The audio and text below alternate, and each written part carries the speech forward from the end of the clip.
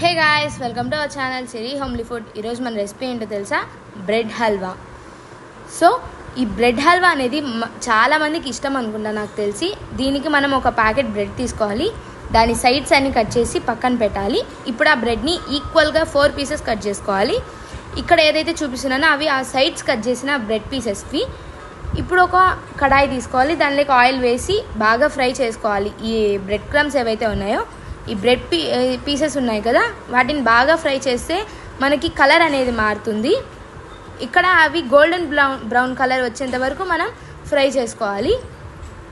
ఇక్కడ చూపిస్తున్నా కదా, 2 సైడ్స్ ఫ్రై చేసుకోవడం వల్ల మనకు అవి క్రిస్పీగా ఉంటుంది, అలాగే ఫ్లేవర్ కూడా బాగా తెలుస్తుంది. ఇలా ఫ్రై చేసిన కొద్దిసేపటికి మనం వాటిని సైడ్ తీసుకొని ఒక ప్లేట్లో పెట్టుకోవాలి. ఇక్కడ కలర్ ఉంటుంది కదా, ఈ కలర్ ఏదైతే ఉందో మనకి గోల్డెన్ బ్రౌన్లో ఉండాలి. అలాగే బ్రెడ్ క్రమ్స్ క్రిస్పీగా ఉండడం వల్ల మనకి టేస్ట్ బాగా ఉంటుంది, అలాగే మనకి ఫ్లేవర్ తెలుస్తుంది. ఇప్పుడు ఏవైతే సైడ్స్ ఉంటాయి కదా, వాటిని కూడా బాగా ఫ్రై చేసుకోవాలి. ఇక్కడ ఎలా అయితే అయ్యాయో అలా.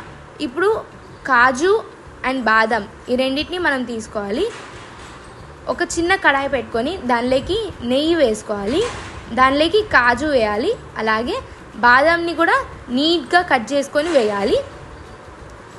సో ఇక్కడ చూపిస్తున్నా కదా, బాదం అనేది నీట్గా కట్ చేసి స్లైసెస్గా వేసాను. ఇక్కడ ఫ్రై చేసిన ఈ బాదం కాజు తీసుకొని సైడ్ పెట్టుకోవాలి. ఒక బౌల్ తీసుకోవాలి, దానిలోకి వాటర్ వేసుకోవాలి, అలాగే దానిలోకి షుగర్ వేసుకోవాలి. ఈ షుగర్ అంతా బాగా మెల్ట్ అయ్యి షుగర్ వాటర్ అయిపోతుంది.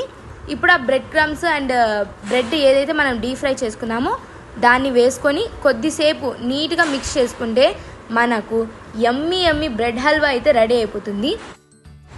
ఇక్కడ చూపిస్తున్న విధంగా మనం బ్రెడ్ హల్వాని అయితే సర్వ్ చేసుకుంటే మనకి ఆ టేస్ట్ ఉంటుందే, ఒక్కసారి తిని నువ్వు చూస్తే మళ్ళీ తినాలనిపిస్తుంది.